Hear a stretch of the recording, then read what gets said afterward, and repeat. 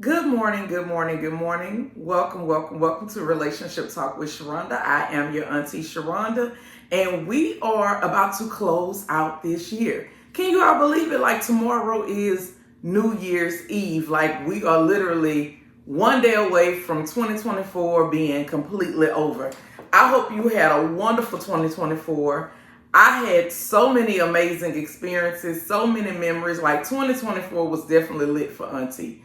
I thoroughly enjoyed it. But before I get off into my video, because today we're going to be talking about how do we date, especially in 2025. I think women that are my age, that are in your 40s, because I'm in my early 40s, you got people who are 50s or whatever. Sometimes it's their second go around. I think that you are dating the way you used to date a long time ago when you were very, very young, right? Whereas today, as an adult, adults date differently than teenagers. So I really want to talk about that because I think the reason a lot of us are not having success in dating is because we are approaching it from the way we dated when we were teenagers versus how we should be dating as adults, right? But before I get off into that, let me talk about the bundle that I have on my website. I have the Sloppy Toppy and the Nut together for $25. And when you purchase, you do get a free strawberry lubricant as well. So you're going to get the Sloppy Toppy gummies and the Nut gummies all for $25. This sale is going to actually end tomorrow on December 31st. All right.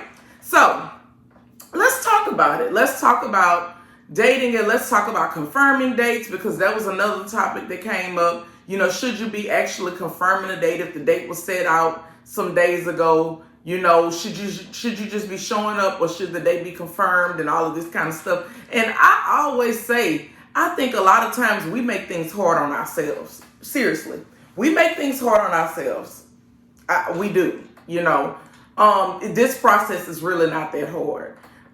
If you're dealing with adults who can communicate and comprehend. Okay, so naturally you meet people, and most times you meet people, there is an initial attraction, right?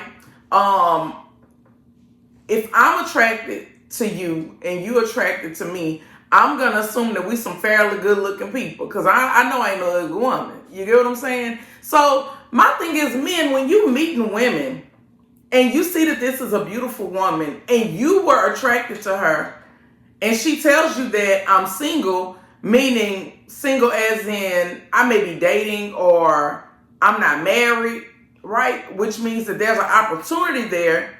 What would make you think that there's nobody else around? When you're dealing with a woman that's beautiful, most likely there's somebody else around. That person may not be necessarily moving in the direction that she wants to move in, but at the same time, they're around because she's trying to check them out. It's called dating, right?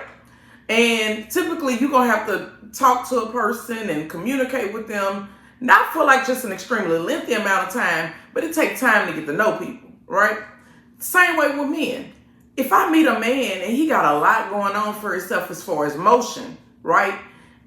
He's established, he got his own place, he got his own vehicle, he's an upstanding citizen in the community. He volunteers. He got all of this different stuff going on. What would make me think that this man, this eligible bachelor, has absolutely nobody around? That's the first thing that we got to understand. That is the big misconception. Most times when we meet people, there are other people around. It's just that they know that those other people that are around, they're just placeholders.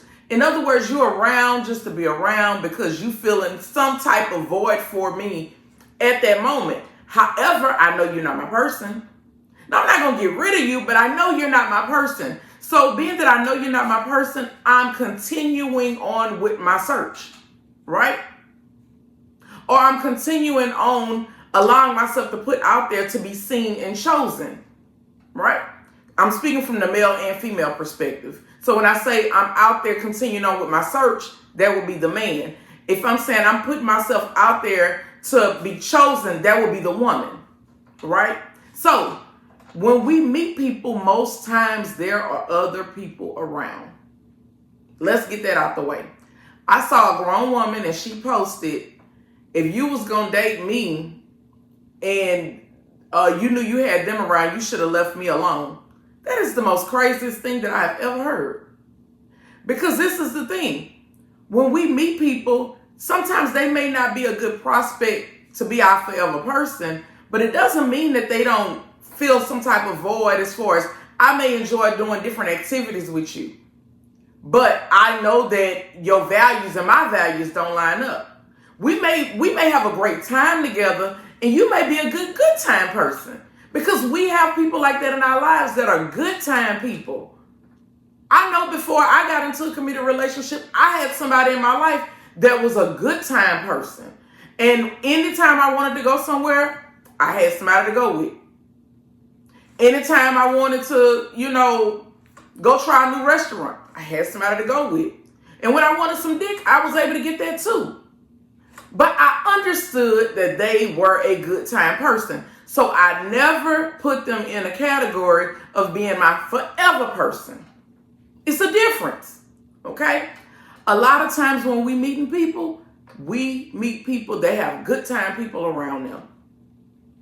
So when we come in it, we got to come in it with the idea of, let me get to know you. When I met the man that I'm with, the very first thing that I told him on day one when I met him, I say, don't get rid of nobody that you're dealing with. Because I'm meeting a man, and he got a lot of great things going on for himself. And I would be naive to believe that there's nobody around.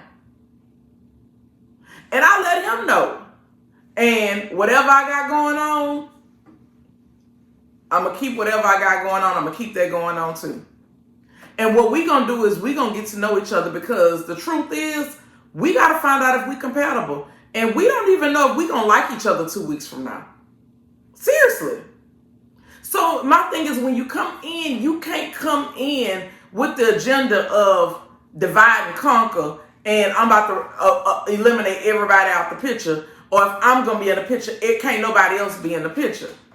I never understood why people approach dating from the agenda of removing people for like y'all in a serious relationship, and yeah, you dealing with somebody that's a stranger. If you just met them, they're a stranger. So why are you so ready to jump in something committed with a stranger? That is crazy to me. 2025, we're not doing it. In 2025, we're not jumping into committed relationships with strangers. And then you wonder why nothing that you start up lasts beyond 3 to 4 months. Because you don't take your time to get to know people. You come in with an agenda to remove everybody and make it all about you, because you got a scarcity mindset.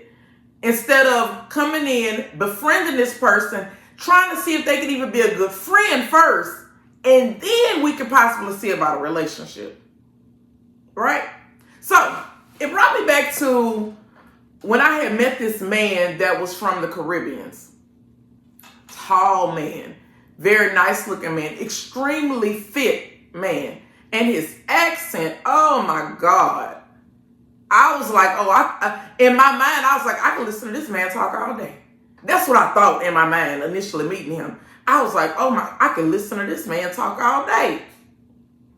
Had one conversation with him. And in that conversation, I knew from the very first conversation that this would not go anywhere. I knew that it wouldn't go anywhere. When it came down to the things that we valued, we were so different, right? I love a celebration. I love a good time. I love a good turn up. I love the holidays. I'm a person that celebrates holidays. I'm one of them people that when my kids were younger, I made sure that they baked cookies for Santa Claus. When my kids were younger, I made sure that they had Christmas trees and gifts, and it was festive. I enjoy the festive part of holidays. With Mardi Gras, Mardi Gras is my favorite holiday, right? With Easter, I'm going to be the person that's out there. I don't mind putting the eggs out for the Easter egg hunt and all that. In other words, that's just who I am. I love to have a good time, and I love to celebrate, especially people and birthdays and all of this kind of stuff. One of the very first things that he let me know was he did not believe in pagan holidays. Cultural thing.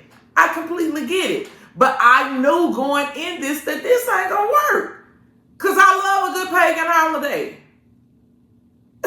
do, right? Another thing was he was extremely health conscious. Nothing wrong with that. But of course, when I talk about what it is that I do, and I talk about enhancers and all of this, and you're so far on the other end of it, meaning that you're completely against putting anything foreign into your body, and you completely against this, and if you are healthy, you should need this and you should need that, and people need to get in the gym and all that. I knew right then, this ain't gonna work, because one thing about it, I'm gonna need somebody that's gonna work with me, not against me. Like, I got a lot of shit going on over here. And I'm very traditional when it comes down to my values, but when it comes down to some of the things that I enjoy lifestyle-wise, I'm very liberal. So when I'm saying traditional as far as my values, I'm talking about my faith. I'm talking about the way I rear children up, because I do believe that children should be reared up one way, and when they become adults, then they can participate in other adult things. But I don't believe that adult things should be transferring over into children things. I don't believe that, right? When it comes down to acknowledging who the head is and respect and reverence, I'm very traditional about that. I'm one of those people, I'm monogamous, meaning that I deal with one partner. I'm not into women at all. I'm heterosexual. So it's certain fundamental things value-wise that I'm traditional about, right?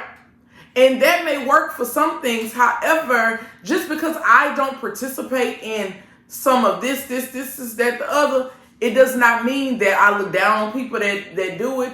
And it does not mean that I don't leave room for people to explore and experience whatever it is that they want to do. And I will assist them along the way, even though it's not my thing, right?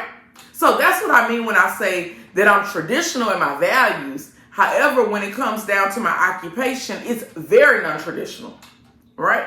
So I knew from the very first conversation that this ain't gonna work, right? So he eventually, at the end of that conversation, invited me to go to a football game, right? And I was like, well, we'll see, because I have never been to a professional Saints game before. And he was a huge Saints fan. They had season tickets and all of this kind of stuff. But when I hung up that phone with him the very first time, I knew that we couldn't even be compatible as probably friends, because the way that I enjoy turning up and the things that I enjoy doing, and me looking for people that advocate for what I advocate for, sexual enhancers and exploring this new products and all of this kind of stuff, this person ain't into that. That means that he ain't gonna go to his job and advocate for what I got going on. So what I'm gonna do with him? So I knew from the beginning that this person probably is a nice person, but it's nobody that I would be able to engage with on a certain level, because we feel so differently about some of the fundamental things, right? So with that being said, when y'all meet people and you're interested in dating them, and the way the dating process goes is you're not exclusively dating anyone, and you're free to date other people openly, right? If I meet a man and I tell him, yeah, I'm dating, and that turns him off, I'm completely fine with that, because I got to be with people that's emotionally mature. I got to be with people that think on a certain type of level, right? That think on the type of level that I think on. And who understands just because I'm dating don't mean that I'm fucking all of these different people. It means just that I'm dating them and I'm getting to know them and trying to see who I am compatible with. I can tell from the first couple of times that I talk to somebody if we're going to be compatible or not, because I know the certain type of questions to ask. And one of the questions that I start off with is, do you believe in a traditional dynamic, or are you one of those people who believe in a non-traditional dynamic? Are you monogamous, or, do you believe in ethical non-monogamy? And if they have to ask me what ethical non-monogamy is, I don't mind explaining it to them, but I automatically know that more than likely me and this person is going to be, we going to be like this here. I already know that we're going to be like this here from the beginning, right?